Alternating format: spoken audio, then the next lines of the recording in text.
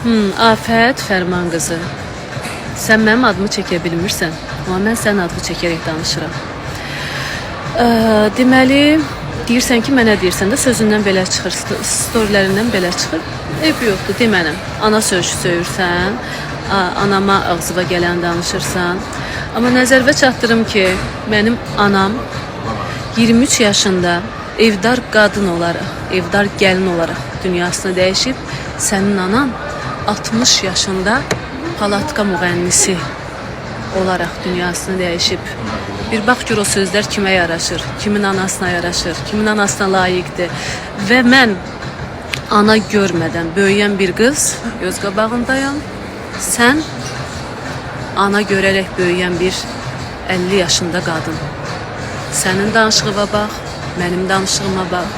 Sənin rəftarına bax, mənim rəftarıma bax. Qaldı o it qızı məsələsinə, bəli, Afət Fərman qızı. Onu sən mənə demirsən ki, mən əgər sənə deyirəmsə, Afət Fərmanın qızı yox, Afət itin qızı olaram. Və bunu dəfələrlə demirsən, bu sənin ağzının sözüdür. Bu sənin öz sözündən deyim, leksiyonunda var. Bir məsələni də qeyd edeyim. Deyirsiniz ki, burada sevgili, Rusiyada sevgili, buradakı sevgiliyə deyirəm, nə bilim Rusiyadayım, 3 paltar dəyişirəm. Bu necə fəngiyatda danışırsınız? Birinci, mənim uşaqlarımın atası Azərbaycanda yox, Rusiyadadır.